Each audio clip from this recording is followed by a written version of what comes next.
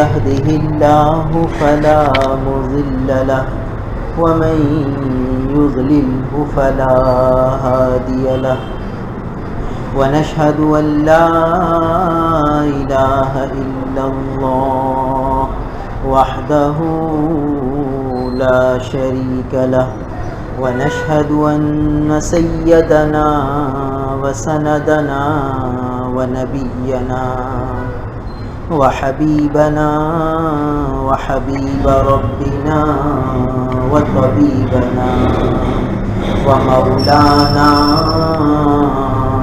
محمدا عبده ورسوله أما بعد عن عبد الله بن عمرو رضي الله تعالى عنهما قال كان رسول الله صلى الله عليه وسلم يقول اللهم إني أسألك الصحة والعفة والأمانة وحسن الخلق والرضا بالقدر رواه البهقي في الدعوات الكبير.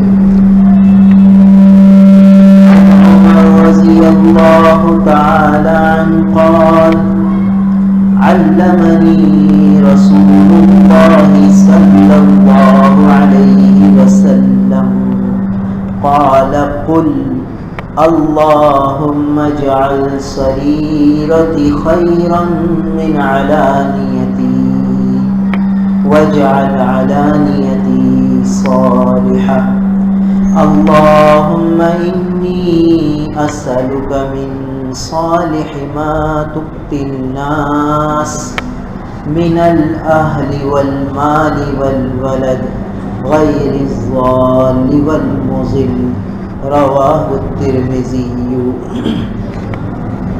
أو كما قال عليه الصلاة والسلام.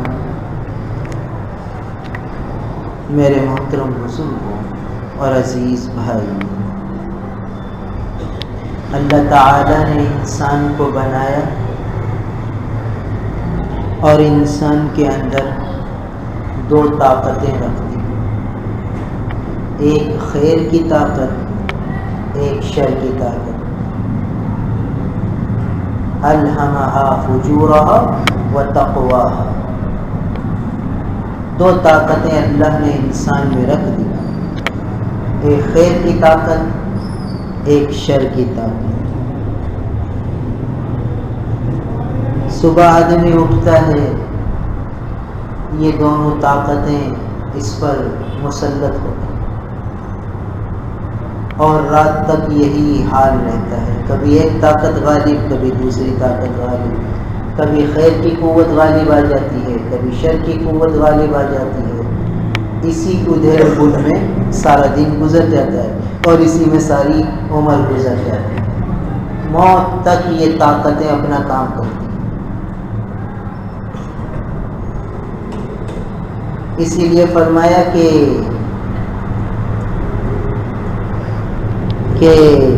اعتبار خاتمے کا ہے. انما الاعمال بالخواتیم، خاتمے کو دیکھنا ہے کیسا ہو. ہر وقت یہ طاقتیں مقابلہ کر رہی ہیں. ہم اپنا جائزہ لے لیں، ہر شخص دیکھ لے کبھی کون سی طاقت غالب آ رہی ہے، کبھی کون سی. صبح کے وقت جیسے ہی آنکھ کھلتی ہے ہم دیکھیں کہ کیسا مقابلہ شروع ہو. ایک طاقت جو شر کی ہے وہ کہتی ہے ابھی تو بہت دیر ہے، ایک نیند اور کر لو پھر چلے جائیں گے، نماز فجر ضرور پڑھنی ہے.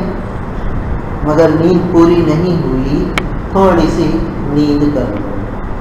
اور دوسری طاقت ہے کہ وہ خیر کی ہے، آنکھ کھل جاتی ہے، اچانک آنکھ کھلتی ہے. آدمی وقت دیکھتا ہے کتنا ہوا ہے، 6 بجے فجر ہے، 5:30 بجے ہیں. یہ 5:30 بجے آنکھ کا کھلنا یہ خیر کی طاقت نے اٹھایا ہے. اور پھر اب تھپکی دے رہی ہے شر کی طاقت کہ ابھی تو آدھا گھنٹہ ہے. 10 منٹ اور تھوڑی سی آنکھ بند کر لیتے پھر اٹھتے. اب مقابلہ ہوا.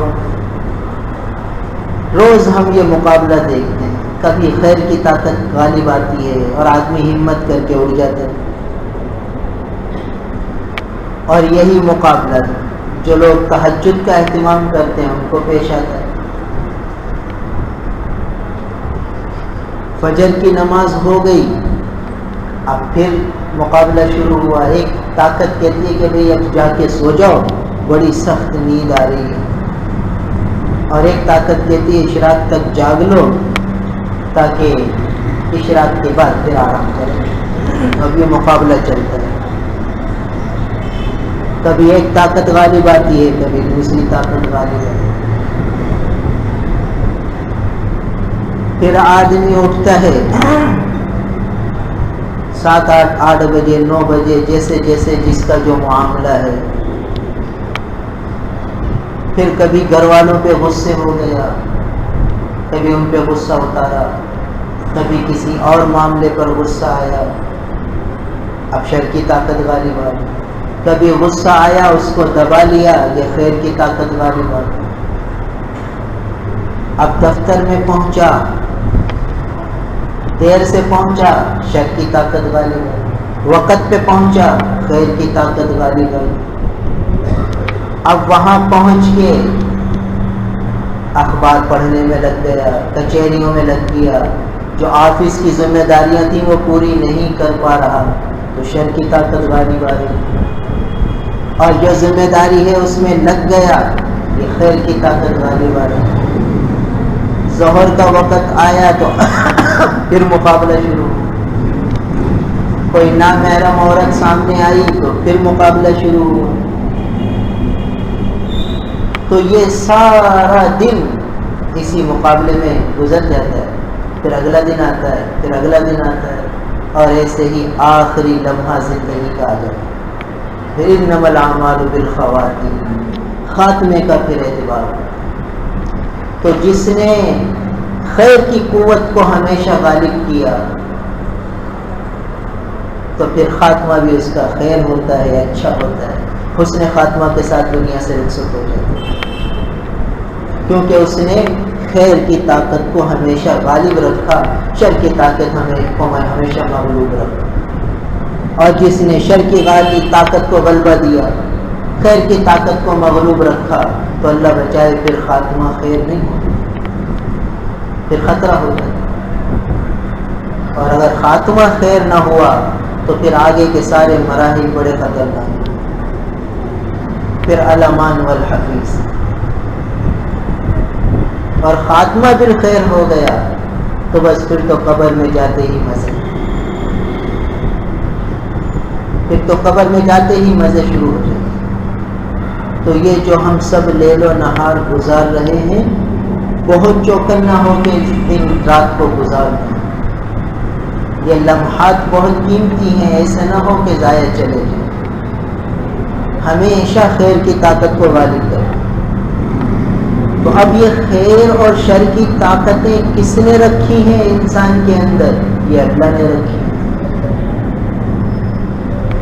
اور پھر اللہ پاک نے انبیاء کرام علیہم السلام کے ذریعے اپنے بندوں کو تعلیم دی کہ کس طرح خیر کی طاقت کو غالب کیا جاتا ہے اور کس طرح شر کی طاقت کو مغلوب کیا جاتا ہے. یہ انبیاء کرام علیہ السلام تعلیم دی. ہمارے آقا نبی کریم صلی اللہ علیہ وسلم نے بھی یہ تعلیم دی, اور صحابہ کرام رضوان اللہ تعالی علیہم اجمعین کی ایسی تربیت فرمائی کہ وہ ہمیشہ خیر کی طاقت کو غالب کرنے والے بنے اور شر کی طاقت کو مغلوب کرنے والے بنے. اور ایسا اللہ کو راضی کیا, ایسا خیر کی طاقت میں کو غالب کیا کہ رضی اللہ عنہ ورضوا عنہ کا خطاب لے دنیا ہی میں لے. ایسے اللہ ان سے راضی ہو, یعنی خالق کائنات اپنے بندے سے راضی ہو گئے, اس کی زندگی ہی میں اسے پروانہ رضا دے دی. ایسا اونچا مقام صحابہ کرام رضوان اللہ تعالی علیہم اجمعین نے حاصل فرمایا. حضور اکرم صلی اللہ علیہ وسلم کی فیض صحبت سے, ان کی تربیت مبارکہ سے اور ان کی تعلیمات پر عمل کرنے سے. والذین اتبعوہم بإحسان. تو اللہ تعالیٰ نے قرآن میں فرمایا کہ جو صحابہ کا اتباع کرے گا اچھے طریقے سے تو اللہ ان سے بھی راضی ہو جائے گا، پھر ان کو بھی رضا کا پروانہ ملے گا. تو یہ نہیں کہ یہ اصول، یہ ضابطہ، یہ قانون صرف صحابہ کے لیے تھا. ہمارے آقا نبی کریم صلی اللہ علیہ وسلم کی مبارک تعلیمات قیامت تک کے لیے، ہر زمانے کے لیے ہیں، ہر علاقے کے لیے. اللہ کے محبوب کی تعلیمات ہر زمانے میں ان پر عمل ممکن ہے، ہر علاقے میں ان پر عمل ممکن ہے. اللہ تعالیٰ نے حضور صلی اللہ علیہ وسلم کی ان مبارک تعلیمات کو ایسا معتدل بنایا ہے کہ کوئی علاقے والا یہ نہیں کہہ سکتا کہ بھئی اس تعلیم پر میں عمل نہیں کر سکتا، کوئی زمانے والا یہ نہیں کہہ سکتا کہ بھئی یہ تعلیم پر عمل کرنا تو اب ہم مشکل ہے. نہیں، یہ تعلیمات ایسی ہیں ہر زمانے میں قابل عمل ہے، ہر علاقے میں قابل عمل ہے. تو صحابہ کرام رضوان اللہ تعالی علیہم اجمعین کی جو جماعت تھی اس میں ہر علاقے والے بھی تھے، حبشہ کے کالے بھی تھے، روم کے بھی تھے، فارس کے بھی تھے، اور خود عرب بھی تھے، عجم بھی تھے، سارے ہی تھے. سارے ہی صحابہ نے حضور کی تعلیمات پر عمل کر کے بتا دیا کہ دیکھو ہر علاقے والا عمل کر سکتا ہے اور ہر زمانے والا عمل کر سکتا ہے. تو حضور اکرم صلی اللہ علیہ وسلم نے صحابہ کرام رضوان اللہ تعالی علیہم اجمعین کو ایسی تعلیم دی کہ جس کے ذریعے صحابہ کرام رضوان اللہ تعالی علیہم اجمعین نے خیر کی طاقت کو غالب کر دیا اور شر کی طاقت کو مغلوب کر دیا. یہ نہیں کہ شر نہیں تھا، یہ تو فطرت ہے انسان کی، اللہ نے فطرت میں رکھا ہے، شر کو بھی رکھا ہے، خیر کو بھی رکھا ہے. اور عجیب بات، اگر شر ہو جاتا صحابہ سے تو بے چین ہو جاتے. ایک صحابی سے زنا ہو گیا زنا، مگر بے چین ہوئے. خیر کی طاقت ایسی غالب تھی کہ شر کی طاقت نے حملہ کیا. شر کی طاقت تھوڑی دیر کے لیے غالب آئی، مگر اس کے بعد خیر کی طاقت ایسی غالب ہوئی کہ رو دھو کر حضور کے پاس آئے کہ اللہ کے رسول مجھے پاک فرما دیجیے. حضرت معاذ اسلمی رضی اللہ تعالی عنہ، پھر اللہ کے رسول صلی اللہ تعالی علیہ وسلم نے انہیں سنسار فرمانے کا حکم دیا. ایک صحابی کو وہ ان کے خون کی چھینٹیں پڑ گئی تو انہوں نے فرمایا کہ ارے یہ کیا گندا خون مجھے لگ گیا، اور کوئی حقارت کا جملہ بولے. تو اللہ کے محبوب نے فرمایا کہ خبردار، معاذ نے ایسی توبہ کی ہے کہ اگر سارے مدینے والوں کو تقسیم کی جائے تو کافی ہو. ایک ایسی طاقت خیر کی غالب کی ہوئی اور شر کی طاقت کو مغلوب کیا.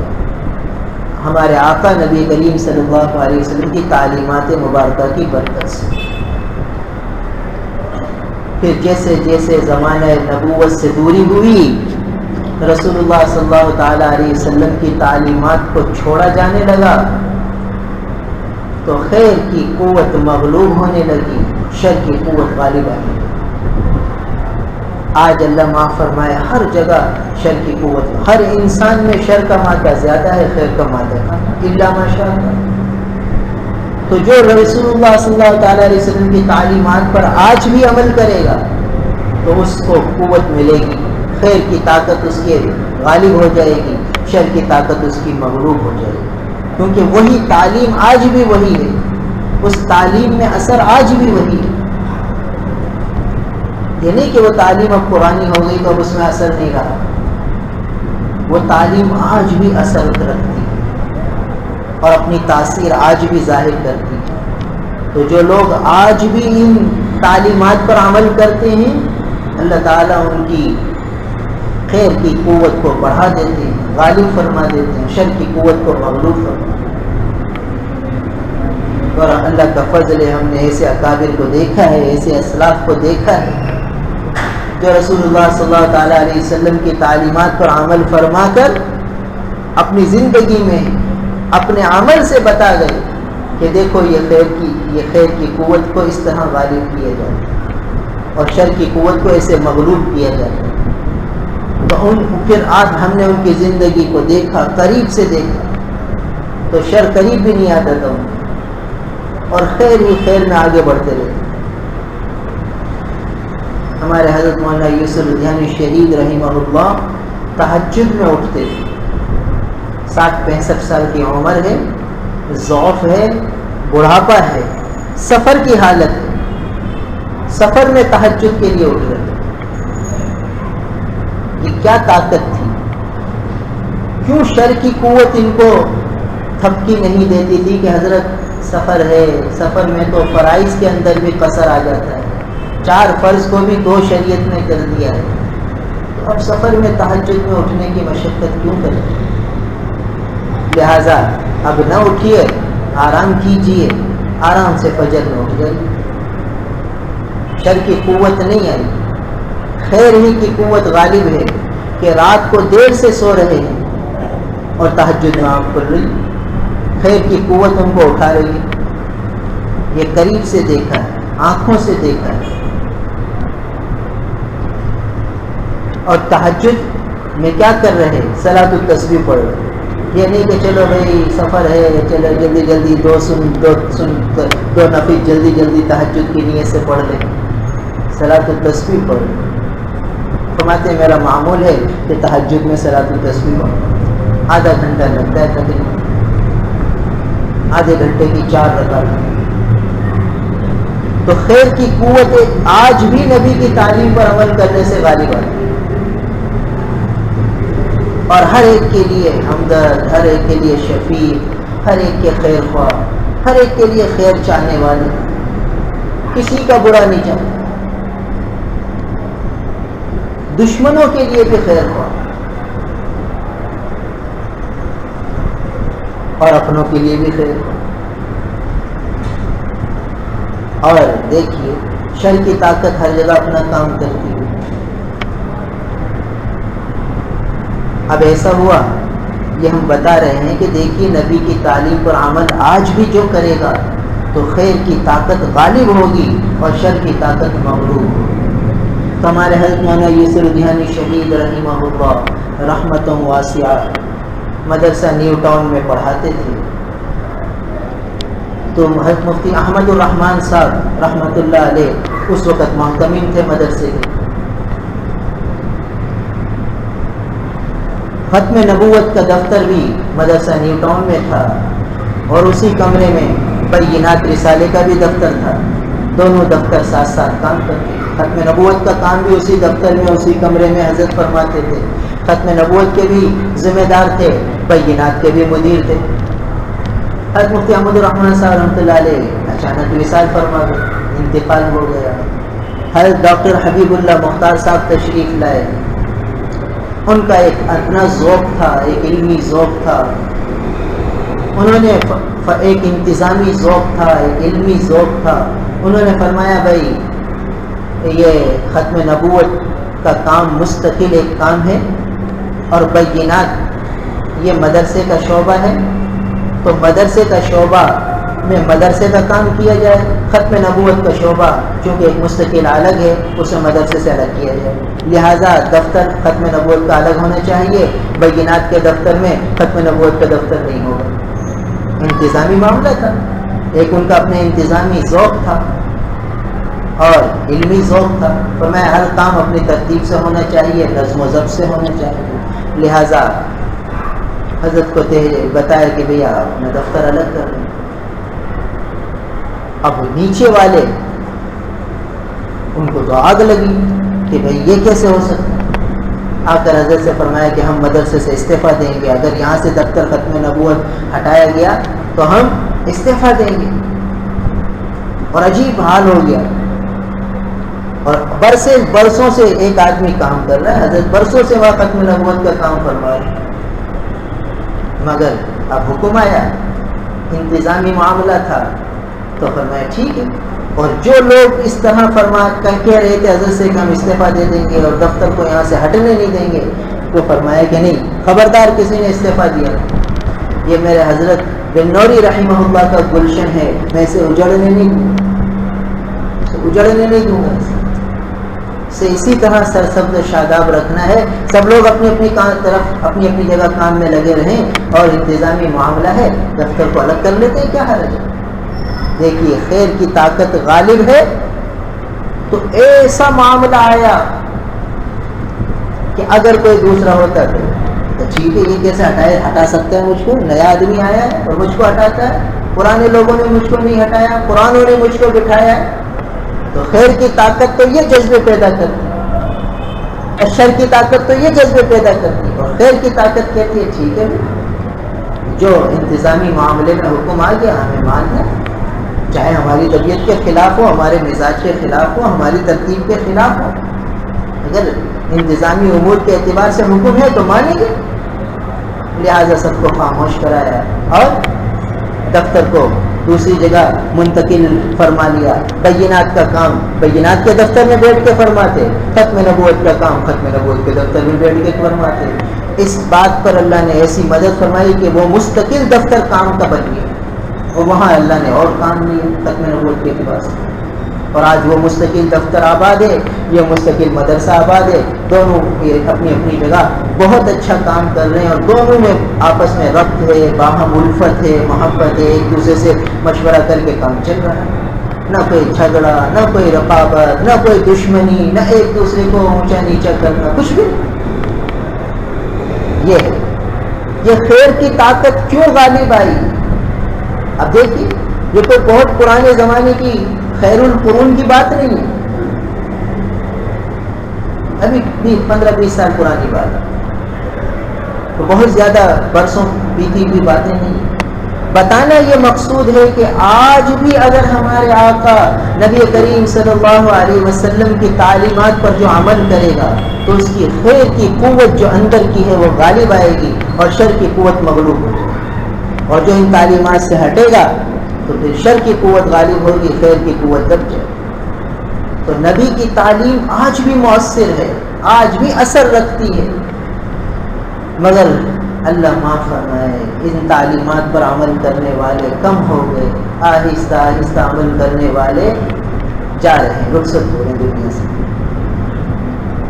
جن کے دلوں میں خیر کے جذبے تھے غالب، وہ اب رخصت ہو رہے ہیں،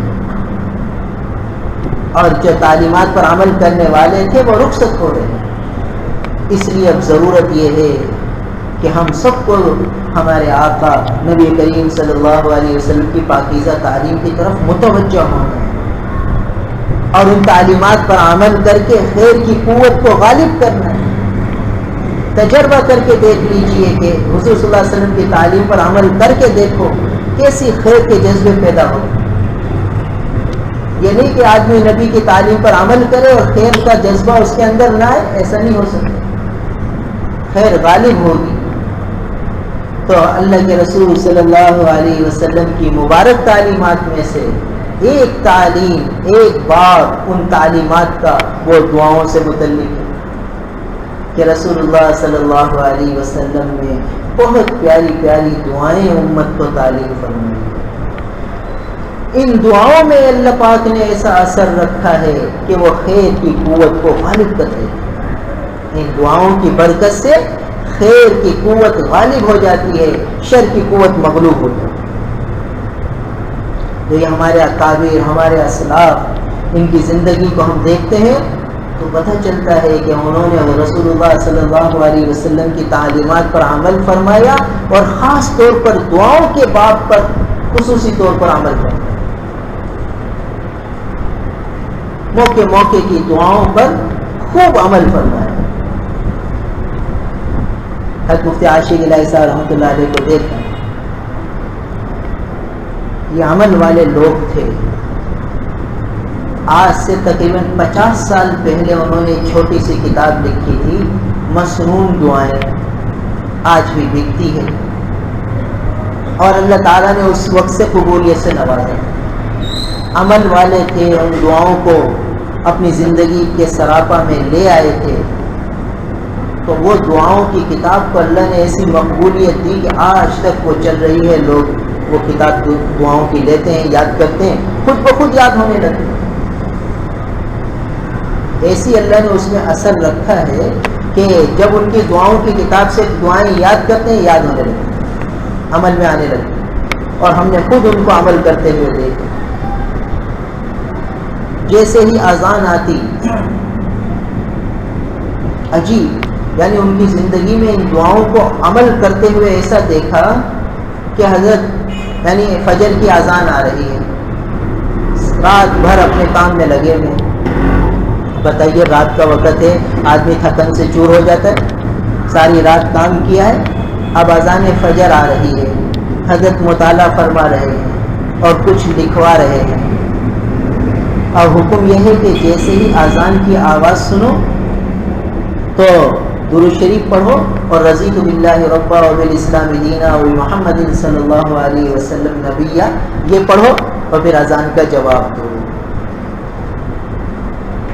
جیسے ہی اذان کی آواز سنو صلی اللہ علیہ وسلم، اور حضرت اپنے مخصوص انداز میں پڑھتے تھے صلی اللہ تعالی علیہ وسلم، صلی اللہ تعالی علیہ وسلم، یہ درود شریف پڑھتے ہیں، اور پھر رضیت باللہ ربا وبالاسلام دینا وبمحمد صلی اللہ علیہ وسلم نبیہ، یعنی پڑھ کتاب کا مطالعہ چل رہا ہے اور زبان ان الفاظ کو دہرا رہی ہے، اذان کے کلمات کان میں آتے کے ساتھ، اور ہمیں لکھوا بھی رہے ہیں۔ تفسیر انوار البیان لکھواتے تھے تو تفسیر لکھوا رہے ہیں، مطالعہ چل رہا ہے اور موقع کی دعا زبان سے جاری۔ دیکھیے تو جب نبی کی ان دعاؤں پر ایسے عمل ہوگا، پھر نہ اذان کا جواب دیتے، پھر اذان کے جواب کے بعد آدمی درود شریف پڑھے، پھر دعائے وسیلہ پڑھے، اللہم رب هذه الدعوة التامة والصلاة القائمة آت محمد الوسیلة والفضیلہ وابعثه مقاما محمودا الذی وعدتہ انک لا تخلف المیعاد۔ بعض روایت میں جملہ آتا ہے، بعض میں نہیں آتا۔ تو حضرت دعا اذان کا جواب بھی دیتے، کام میں بھی لگے رہتے، اور پھر یہ دعا بھی پڑھتے، حضرت دعائے وسیلہ۔ اب اس کا اثر کیا تھا طبیعت پر؟ ان دعاؤں پر عمل کرنے سے اثر کیا تھا طبیعت پر؟ عجیب اثر ہے۔ فرماتے تھے کہ بھائی میں نے ایک کتاب لکھی تھی، مرنے کے بعد کیا ہوگا، مرنے کے بعد کیا ہوگا۔ حضرت کی کتاب اب بھی ملتی ہے، اس میں ایک رسالہ ہے قیامت سے متعلق کہ بھئی جب قیامت آئے گی تو کیا حالات ہوں گے، کس طرح قیامت آئے گی، قیامت کی ہولناکیاں، جو احادیث مبارکہ میں اور قرآن پاک میں قیامت سے متعلق آیات مبارکہ آئی ہیں، ان کی تفسیر جمع کرنا۔ اور ایک ہے برزخ سے متعلق کہ قبر کی زندگی کیا ہوگی، یعنی جیسے ہی آدمی دنیا سے رخصت ہوگا تو برزخ کا عالم شروع ہو جائے گا، عالم برزخ کہتے ہیں قبر کی زندگی۔ تو اس میں کیا حالات پیش آئیں گے، مومن کے لیے کیا حالات ہوں گے اور کافر کے لیے کیا حالات ہوں گے، نافرمانوں کے لیے کیا حالات ہوں گے، وہ سارے قرآن اور حدیث سے جمع کرنا۔ اور تیسرا رسالہ وہ احوال جہنم، جہنم میں کیا حالات ہوں گے، قرآن اور حدیث سے جہنم سے متعلق جو آیات اور احادیث مبارکہ آئی ہیں اس کی تشریح جمع کرنا۔ اور چوتھا رسالہ اس میں ہے کہ احوال جنت، جنت کی کیا نعمتیں ہوں گی، کن کو ملیں گی، اہل جنت کس طرح مزے میں ہوں گے، کس طرح مزے کر رہے ہوں گے۔ یہ 4 رسالے حضرت نے اپنی کتاب میں جمع فرمائے، مرنے کے بعد کیا ہوگا۔ تو یہ کتاب لکھی، ایک پنجاب کے مکتبے والے نے یہ کتاب گویا کہ علمی طور پر چرا لی اور اس کتاب کا عنوان بدل دیا اور لکھا کہ موت کا منظر، مرنے کے بعد کیا ہوگا۔ اب موت کا منظر کتاب بہت چلی، حضرت کی کتاب تھی مرنے کے بعد کیا ہوگا، اور اس نے عنوان ہٹا کے یہ کر دیا موت کا منظر، مرنے کے بعد کیا ہوگا۔ وہ خوب چلی اور خوب جو ہے لوگوں میں بکی۔ مرنے کے بعد کیا ہوگا یہ کتاب زیادہ چلی نہیں، اور موت کا منظر یہ کتاب تھی یہی، مگر اس نے اپنے نام سے چھاپ دی۔ قانونی اعتبار سے حضرت اس سے بہت کچھ لے سکتے ہیں، مگر بتانا مقصود یہ ہے کہ دیکھیے جب نبی کی تعلیم پر آدمی عمل کرتا ہے تو خیر کی طاقت غالب آتی ہے، شر کی طاقت مغلوب ہو جاتی ہے۔ حضرت فرمانے لگے کہ بھائی ہمارا کام تو بن گیا، ہم نے اللہ کے لیے کام کیا تھا، اللہ کے بندے فائدہ حاصل کر رہے ہیں، وہ ہمیں وہی اجر چاہیے، یہاں کا تھوڑی نفع چاہیے۔ تو چاہے وہ اس کے نام سے چلے یا ہمارے نام سے چلے، پر اللہ کے رسول صلی اللہ علیہ وسلم کے فرامین مبارکہ امت تک پہنچ گئے، بس ہمیں تو یہی مقصود ہے۔ اور اللہ تعالی ہمارے عمل کو دیکھ، اس سے نہ کوئی جھگڑا کیا، نہ کوئی قانونی کارروائی کی، نہ کوئی اس پر کیس بازیاں کی، حالانکہ قانونی حق تھا ان کا، کیس کر سکتے تھے، نہیں کیا۔ اب دیکھیے زندگی کیسی تھی، کیوں دوسرے سے لڑائی جھگڑے کا معاملہ نہیں کر رہے تھے، حق پر ہونے کے باوجود، حق پر تھے مگر جھگڑا نہیں کیا، کیوں؟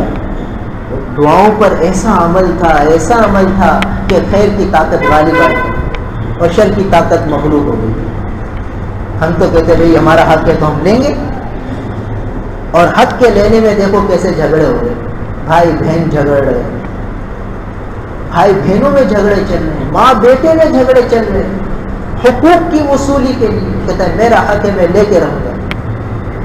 تو یہ شر کی طاقت تو ہے جو غالب آ رہی ہے، حق کی شکل میں قطع رحمی کروا رہی ہے، حق کی شکل میں دوسرے حقوق حق تلفیاں کروا رہی ہے، کہ ماں بیٹا عدالت میں ایک دوسرے کے مخالف ہیں، بیوی شوہر ایک دوسرے کے مخالف ہیں، یعنی بیوی شوہر پہ کیس کر رہی ہے، شوہر بیوی پہ کیس کر رہا ہے۔ یہ کیوں؟ شر کی طاقتیں کیوں غالب آ رہی ہیں؟ اس لیے کہ ہم اپنے آقا کی تعلیمات سے دور ہو گئے۔ تو دیکھیے ہم نے اپنے اکابر کی زندگی کو دیکھا ہے، جنہوں نے صحابہ کی زندگی کو اپنایا، صحابہ والی تعلیم پہ عمل کیا، تو ان کے اندر خیر کے جذبے غالب آ گئے اور شر کے جذبے مغلوب ہو گئے، اور وہ کسی سے انتقام بھی نہیں لے۔ چھوڑو بھائی اللہ کا معاملہ، اللہ تو دیکھ رہے ہیں، ہم کیا لے رہے ہیں ان سے انتقام، اللہ تعالیٰ دیکھ رہے ہیں، ہمارا کام ہو گیا۔ لوگوں تک دین کی بات ہم نے پہنچانی تھی، ہمارے نام سے نہیں پہنچی، دوسرے کے نام سے پہنچ گئی، پہنچ تو گئی، مقصود حاصل ہے۔ جب مقصود حاصل ہے تو کیا فائدہ ہے کیس بازیاں کرنے کا؟ دیکھیے یہ حضرت سے ہم نے خود سنا اپنے کاموں سے، اور خود بتاتے تھے کہ دیکھو یار اس نے ایسا کیا ہمارے ساتھ، اور ہم نے کوئی اس سے معاملہ نہیں کیا۔ تو کیوں یہ خیر کی طاقتیں اسی لیے غالب آئی تھیں کہ انہوں نے رسول اللہ صلی اللہ علیہ وسلم کی تعلیمات پر عمل کیا تھا، اور ان تعلیمات میں سے ایک یہ دعاؤں کا باب ہے۔ تو ہم نے اپنے اکابر کو، اپنے اسلاف کو قریب سے دیکھا ہے، وہ حضور صلی اللہ تعالیٰ علیہ وسلم کی تعلیم فرمودہ دعاؤں کا بہت اہتمام فرماتے، صبح شام کی دعائیں گویا ان کا وظیفہ حیات تھی۔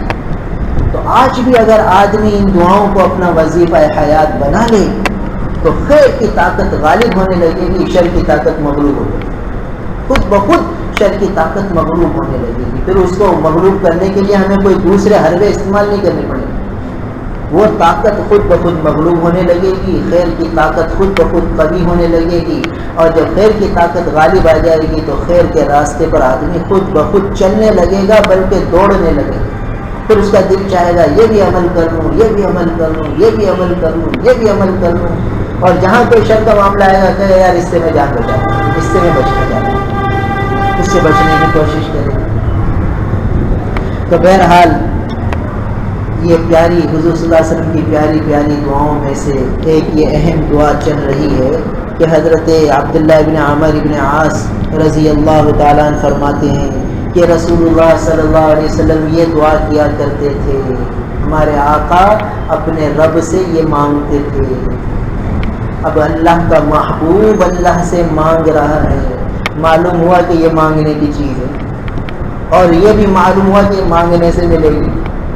جب محبوب اپنے حبیب سے مانگ رہا ہے، اللہ کا محبوب اللہ سے مانگ رہے، تو معلوم ہوا کہ یہ چیز مانگنے سے ملے گی، اور دوسری بات یہ معلوم ہوئی کہ یہی مانگنے کی چیز ہے۔ یہ حضور کی امت پر شفقتیں ہیں کہ امت کو یہ تعلیم دے گئے ہیں کہ اپنے رب سے یہ مانگو، یہ تمہارے کام کی چیز ہے۔ تو 5 چیزیں اس دعا میں مانگی گئی ہیں. اللہ کے محبوب نے اس دعا میں اپنے رب سے 5 چیزیں مانگی. گویا یہ بتا دیا امت کو کہ یہ 5 چیزیں تمہاری بہت ضرورت کی ہیں اور یہ اللہ سے مانگو گے تو ملے گی. اور بار بار مانگو, گڑ گڑا کر مانگو, جب موقع ملے مانگ لو. تو فرماتے ہیں کہ اللہم, حضرت عبداللہ ابن عمر فرماتے کہ حضور یوں دعا کرتے تھے, حضور یوں دعا کرتے تھے, اللہم انی اسألک الصحۃ, یا اللہ میں آپ سے صحت مانگتا ہوں. صحت مانگنے کی چیز ہے اللہ تعالیٰ سے, یہ اللہ کا عطیہ ہے صحت. تو اللہ کے محبوب نے صحت مانگی, اور صحت ہوتی ہے تو سارے کام آسان ہوتے ہیں. صحت نہیں ہوتی تو آدمی کہیں کا نہیں رہتا بھائی, سارے دنیا کے کام بھی جو ہے وہ رک جاتے ہیں, دین کے کام بھی رک جاتے ہیں, اور آدمی ہر وقت پریشانی میں آ جاتے ہیں. خود اکیلا نہیں آتا, اس کے گھر والے بھی پریشان ہو جاتے ہیں. ایک آدمی گھر میں بیمار ہوتا ہے 10 آدمی پریشان ہوتے ہیں. تو صحت ایسی دولت معلوم ہو کہ یہ مانگنی چاہیے اور بار بار مانگنی چاہیے. تو ایک دولت, ایک چیز اللہ تعالیٰ کے محبوب نے اللہ سے یہ مانگی, اللہم انی اسألک الصحۃ والعفۃ, اور یا اللہ پاک دامنی مانگتا ہوں, عفیف ہونا مانگتا ہوں, یعنی حیا مانگتا ہوں, بے حیائی سے پناہ چاہتا ہوں. عفت اور پاک دامنی یہ مسلمانوں کا شعار تھا. پہلے پچھلے جو میں بتایا تھا کہ یہ یہود و نصارہ مسلمانوں سے عفت کو ختم کرنا چاہتے. اس سے پہلے بھی بتایا تھا کہ ایک علاقے میں صحابہ کی جماعت نے حملہ کیا, تو وہاں کے راہبوں نے جمع ہو کے کہا کہ بھائی اس قوم کا مقابلہ کیسے کریں. تو راہبوں نے کہا کہ بھائی یوں کرتے ہیں کہ اپنے علاقے کی حسین و جمیل عورتوں کو کھڑا کر دیتے ہیں دونوں طرف راستے میں, اور ان کو آنے کی دعوت دیتے ہیں کہ آ جاؤ. اگر وہ ان عورتوں کی طرف متوجہ ہو گئے تو پھر وہ ہم پر غالب نہیں آئیں گے, اور اگر وہ ہم ان کی طرف متوجہ نہیں ہوئے تو بھائی پھر ہم ان کا مقابلہ نہیں کر سکتے. گویا صحابہ کی عفت کا امتحان لے رہے تھے وہ. اگر ہوا ایسا, دونوں طرف حسین و جمیل عورتوں کو کھڑا کر دیا, اور پورے حسن و جمال کے ساتھ, اور لباس کی بھی زیبائش اور آزادی بھی. اب جیسے ہی امیر وہاں پہنچے, یہ منظر دیکھا تو فوراً جماعت کو متوجہ فرمایا کہ دیکھو بھائی اس آیت کو یاد رکھو, قل للمؤمنین یغضوا من ابصارہم. بس اس آیت کا مراقبہ کرو کہ اللہ کا حکم آ گیا ہے کہ نگاہوں کو چھپاؤ, تو اس حکم کی خلاف ورزی نہیں کرنی بس. اور دیکھیے جنگ جیتی جا رہی ہے, تلوار سے نہیں, دیکھیے عفت سے جیتی جا رہی ہے. اب سارے صحابہ اور ساری جماعت وہاں سے گزری ہے, اور نگاہوں کی حفاظت کے ساتھ. کسی ایک شخص نے بھی آنکھ اٹھا کے نہیں دیکھا کہ کون عورتیں کر رہی. پورا لشکر اسی طرح نگاہوں کی حفاظت کے ساتھ گزر گئے. بس ان راہبوں نے کہا بھائی ان کا مقابلہ نہیں ہو سکتا, پورا شہر فتح ہو گیا. یہ عفت سکھائی تھی صحابہ کو اللہ کے محبوب نے.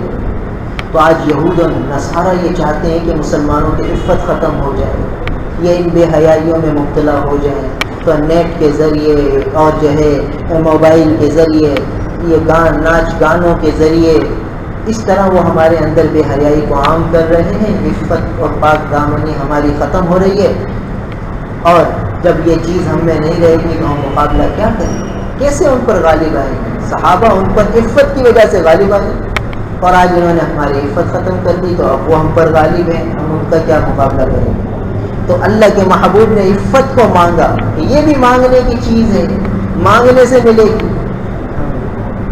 تو فرمایا کہ اللہم انی اسألک الصحۃ والعفۃ, یا اللہ آپ سے صحت کا سوال کرتا ہوں, آپ سے عفت مانگتا ہوں, پاک دامنی مانگتا ہوں, عفیف ہونا چاہتا ہوں. اور تیسری چیز مانگی والامانۃ, یا اللہ امانت داری چاہتا ہوں, امین بننا چاہتا ہوں. اب امانت داری کیا ہے؟ علماء نے لکھا ہے کہ یہ امانت, یہ چھوٹا سا لفظ ہے, مگر یہ ہمارے دین کو بھی حاوی ہے، ہماری دنیا کو بھی حاوی ہے۔ قرآن میں ان اللہ لا يحب الخائنین، اللہ تعالیٰ خیانت کرنے والے سے محبت نہیں فرماتے، محبت خائن خیانت کرنے والے کو پسند نہیں فرماتے۔ تو امانت کی ضد ہے خیانت، تو خیانت کرنے والوں کو اللہ پسند نہیں فرماتے، معلوم ہوا امانت داروں کو پسند فرماتے۔ اور امانت داری اللہ کے محبوب نے مانگی اللہ سے، تو اب خیانت کیا ہے اور امانت کیا ہے؟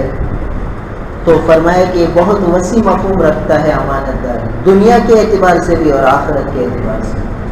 تو علماء نے لکھا ہے کہ جس شخص کے ذمے جو ذمہ داری ہے دنیا کے اعتبار سے یا دین کے اعتبار سے، اس ذمہ داری کو پورا کرے یہ امانت دار ہے، اس ذمہ داری میں کوتاہی کرے یہ خائن ہے۔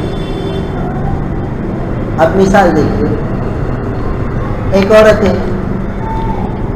وہ بہو، اس کی حیثیت گھر میں بہو کی ہے، اس کو ساس نے کہا روٹیاں پکا لے، اور نے جیسے تیسے روٹیاں پکا لی، کچھ کچی کچھ پکی، اور جیسے کہ سر سے بوجھ اتار دیا۔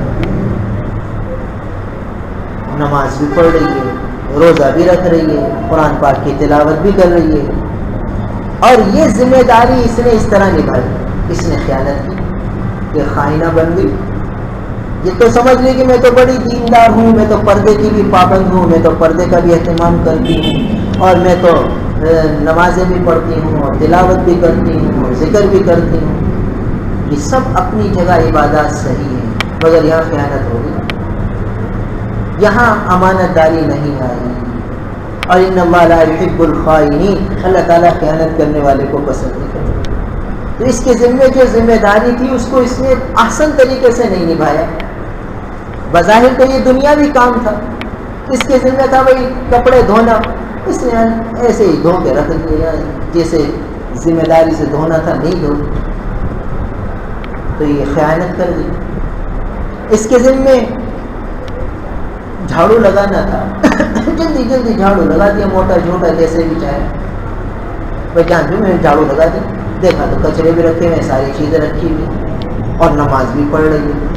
تو نماز کا ثواب اپنی جگہ، مگر یہاں یہ خائنہ بن گئی۔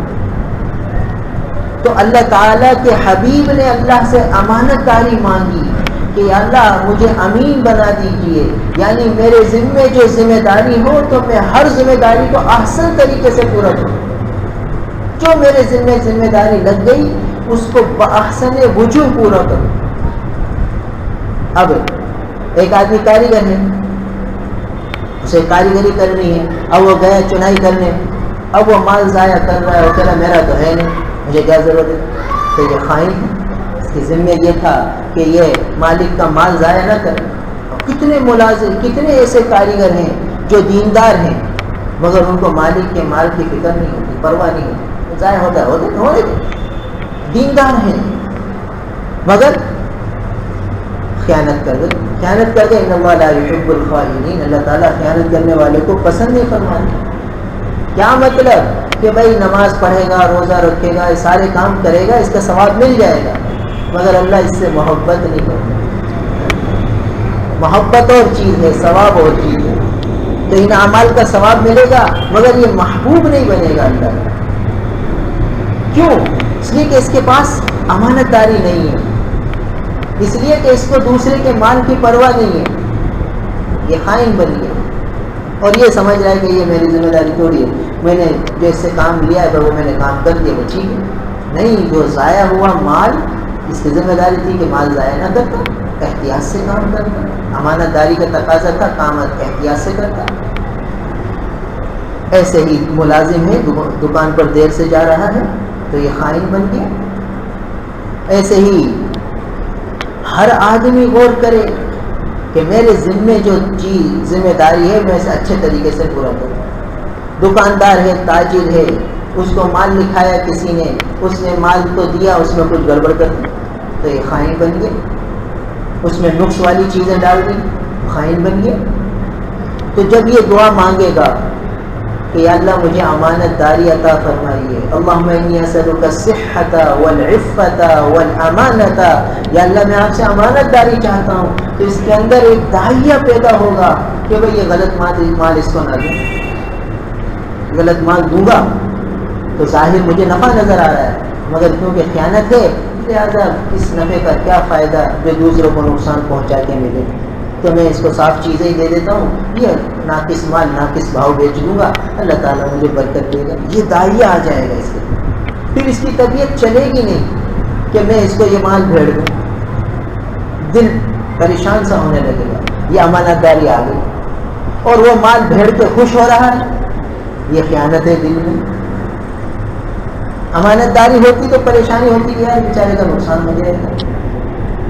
تو ہر معاملے میں جو میری ذمہ داری ہے میں اسے پوری کروں یا امانت داری، اس ذمہ داری میں کوتاہی کروں یا خیانت. تو جب آدمی اس دعا کا اہتمام کرے گا تو اس کے اندر امانت داری کا داعیہ پیدا ہوگا اور ہر لمحے وہ یہ سوچے گا یار یہ خیانت نہ ہو جائے، یہ کوتاہی نہ ہو جائے، اس کو نقصان نہ پہنچ جائے. ہر وقت یہی دل میں سوچتا رہے گا کسی کو پریشانی میری ذات سے نہ ہو جائے، کسی کو تکلیف نہ پہنچ جائے. یہ ہے امانت داری. تو یہ مانگنے کی چیز ہے دنیاوی اعتبار سے بھی اور دینی اعتبار سے. بھائی ہم نماز پڑھ رہے ہیں، ہم خوش ہیں کہ بھائی ہم نمازی ہیں، اللہ کا شکر ہے، شکر ادا کرنا چاہیے کہ اللہ تعالیٰ نے ہمیں نمازی بنایا. اللہ تعالیٰ روز ہمیں اپنے گھر میں بلا رہے ہیں، نماز کی توفیق دے رہے ہیں، سجدے کی توفیق دے رہے ہیں. مگر ہم دیکھیں کہ کہیں نماز میں ہم خیانت تو نہیں کرتے. اللہ کے محبوب نے فرمایا کہ بدترین چور وہ ہے جو نماز میں چوری کرتے. بدترین چور یعنی جو 1,00,000 روپے کسی کے چرا کے چلا جائے وہ چور تو ہے مگر بدترین چور نہیں. یہ زبان رسالت سے بات آئی کہ جو کسی کا مال چرا لے تو وہ چور ہے، اس کا ہاتھ کاٹ دو اگر وہ چور پکڑا گیا. مگر بدترین چوری کیا ہے؟ جو نماز میں چوری. اور نماز میں چوری کیا ہے کہ رکوع سے ہی نہیں کرتا، سجدہ سے ہی نہیں کرتا، قیام سے ہی نہیں کرتا. تو بتائیے ہم کیسے نمازی ہیں؟ کہیں بدترین چوروں میں تو شامل نہیں ہے. اللہ حفاظت ہے. سوچنے کی بات، غور کرنے کی بات. تو امانت داری مانگیں گے تو پھر نماز بھی صحیح ادا ہوگی. پھر دل چاہے گا یار سجدہ تھوڑا اور لمبا کر دو.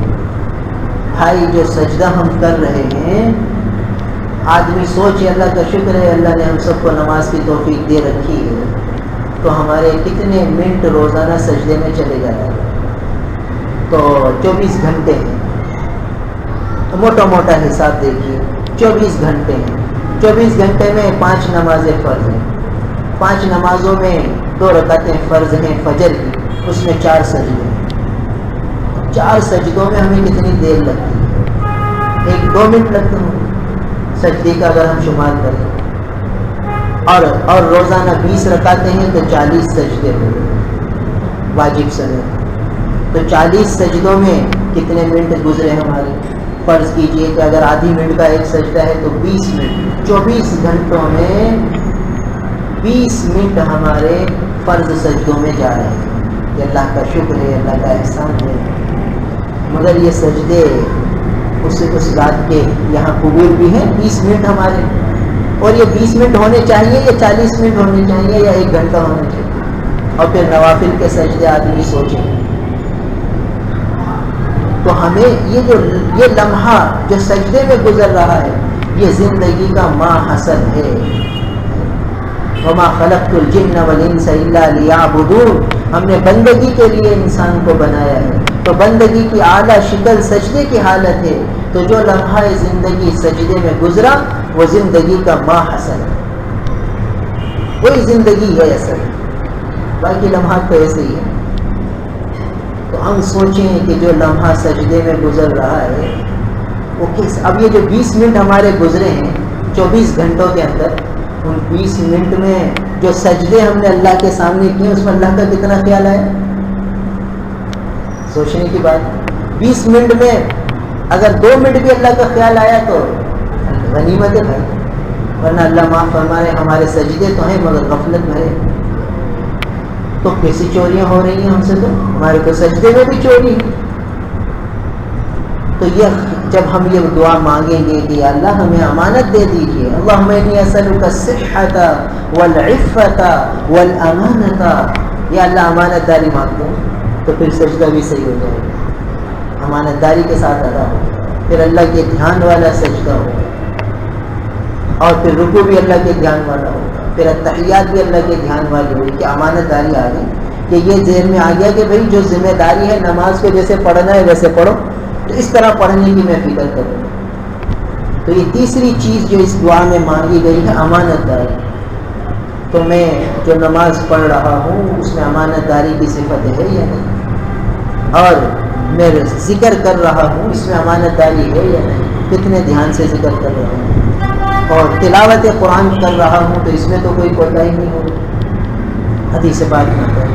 کتنے قرآن پڑھنے والے ایسے ہیں کہ قرآن پڑھتے ہیں قرآن ان پہ لعنت کرتا ہے، قرآن بھی پڑھ رہے ہیں اور قرآن ان پہ لعنت بھی کر رہے ہیں. بتائیے یہ خیانت ہی تو ہے، خائن بن رہے ہیں تبھی تو لعنت آ رہی ہے. تو اب بتائیے قرآن کو کس طرح پڑھنا ہے، کیسے پڑھنا ہے، کتنے لمحات ہمارے زندگی کے قرآن کی تلاوت میں گزر رہے ہیں. تو بھائی جو قرآن کی تلاوت میں لمحات گزریں گے وہ بہت قیمتی بنیں گے، جو نماز کی حالت میں اوقات گزریں گے بہت قیمتی بنیں گے، جو دوسروں کی صحیح طریقے سے خدمت اور دوسروں کی راحت رسانی میں ہمارے لمحات گزریں گے وہ قیمتی بنیں گے.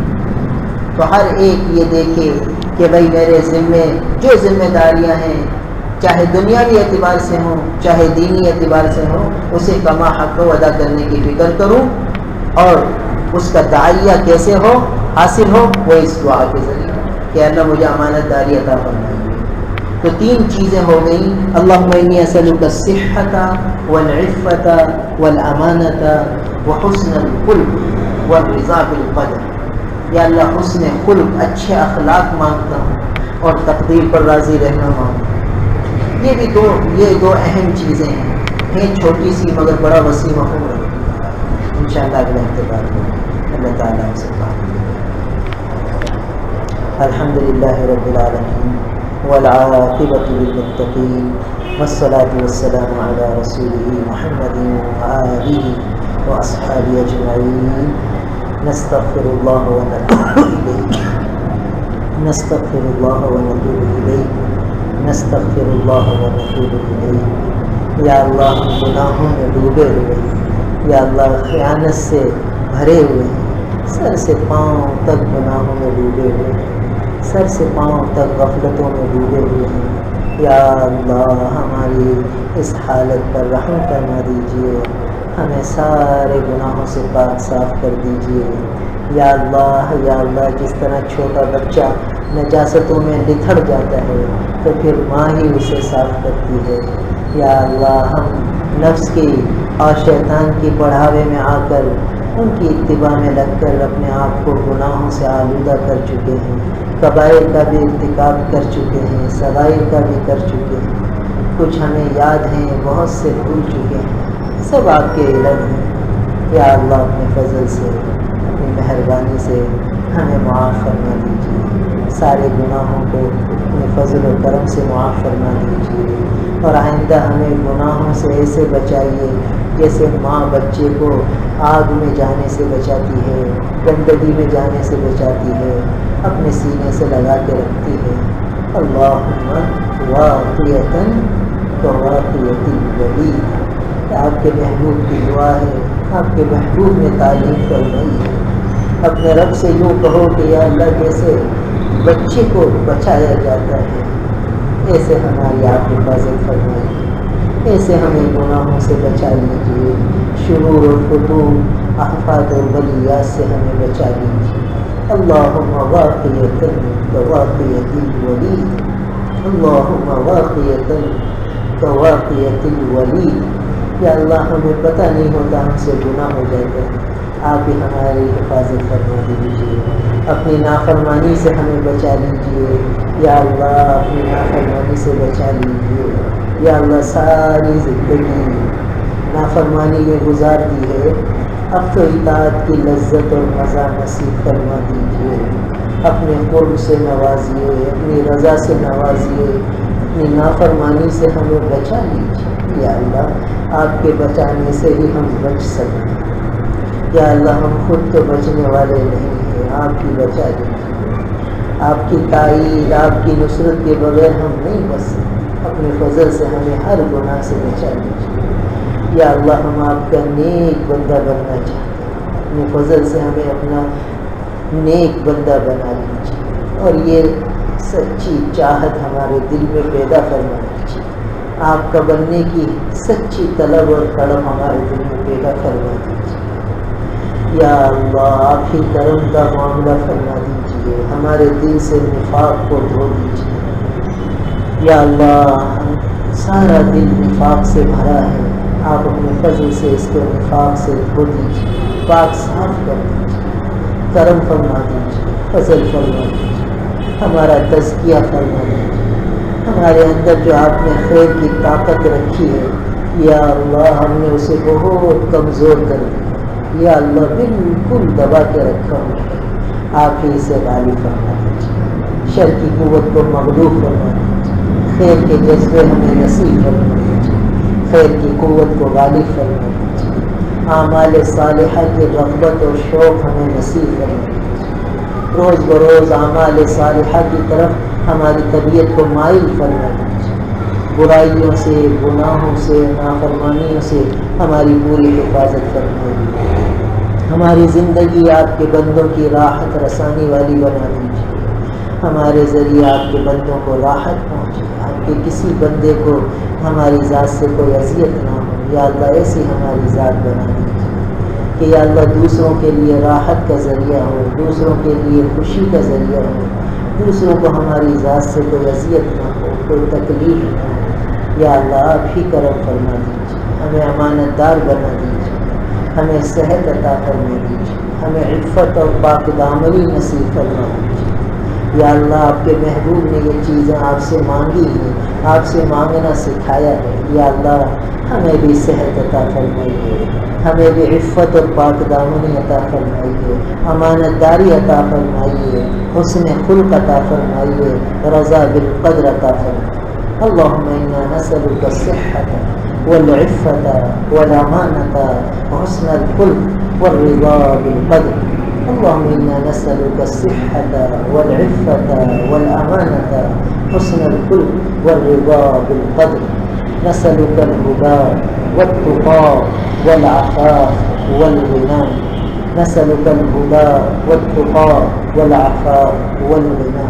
یا اللہ ہر قسم کی خیر بھلائیاں ہمیں نصیب فرما دیجیے، ہر قسم کے شرور سے، فتون سے، آفات سے، بلیات سے ہماری حفاظت فرمائیے۔ جو بیمار ہیں انہیں شفا دے دیجیے، جو پریشان حال ہیں ان کی پریشانیاں دور فرما دیجیے، جو مشکلات میں آئے ہوئے ہیں ان کے لیے آسانیاں پیدا فرما دیجیے۔ یا اللہ یہود و نصارہ کی چادروں سے تمام مسلمانوں کی پوری حفاظت فرمائیے۔ یا اللہ ان کے مکر و فریب سے تمام مسلمانوں کی حفاظت فرمائیے۔ یا اللہ تمام مسلمانوں کو اعمال صالحہ کی رغبت و شوق دے دیجیے، اور تمام مسلمانوں کی جان، مال، عزت، آبرو کی پوری حفاظت فرمائیے، سب کی پوری حفاظت فرمائیے۔ مسلمان جو دنیا کے جس خطے میں ہے یا اللہ آپ کو ماننے والا ہے، یا اللہ آپ ہی مدد فرما دیجیے، اپنی مدد تمام مسلمانوں کے ساتھ شامل حال فرما دیجیے۔ یا اللہ ہمیں نیک صالح حکمراں عطا فرما دیجیے، ایسے حکمراں جن کے دلوں میں آپ کا ڈر ہو، آپ کا خوف ہو، آخرت کی فکر ہو، ملک و قوم کا درد ہو، اسلام کے غلبے کا جذبہ ہو۔ ایسے لوگوں کو آگے لے آئیے، ایسے لوگوں کو آگے لے آئیے، اپنا کرم فرما دیجیے، اپنا فضل فرما دیجیے، خیر کا معاملہ فرما دیجیے۔ نسألک الہدی والتقی والعفاف والغنی۔ اللهم إنا نسألك من خير ما سألك منه نبيك محمد صلى الله عليه وسلم، ونعوذ بك من شر ما استعاذك منه نبيك محمد صلى الله عليه وسلم۔ أنت المستعان وعليك البلاغ ولا حول ولا قوة إلا بالله۔ یا اللہ ہمارے آقا نے جو دعائیں ہمیں تعلیم فرمائی ہیں ان کا اہتمام ہمیں نصیب فرما دیجیے، اور حضور صلی اللہ تعالیٰ علیہ وسلم کو ہر دعا کے ہر حرف کے بدلے کروڑوں رحمتیں عطا فرمائیے، کروڑوں رحمتیں عطا فرمائیے، اپنی شایان شان ان کو اجر جزیل سے نوازیے۔ اے اللہ ہماری طرف سے ان پر کروڑوں درود و سلام پہنچا دیجیے، ہمیں کثرت سے درود شریف پڑھنے والوں میں شامل فرما دیجیے، اپنے محبوب کی سچی محبت دے دیجیے، اپنے محبوب کا کامل اتباع نصیب فرما دیجیے، ہماری دعاؤں کو اپنے محبوب کے وسیلے سے قبول فرما دیجیے، اولیاء کاملین کے طفیل قبول فرما دیجیے، اپنی رحمت کاملہ کے صدقے قبول فرما دیجیے۔ وصلی اللہ تعالی علی خیر خلقہ محمد وآلہ واصحابہ اجمعین، آمین برحمتک یا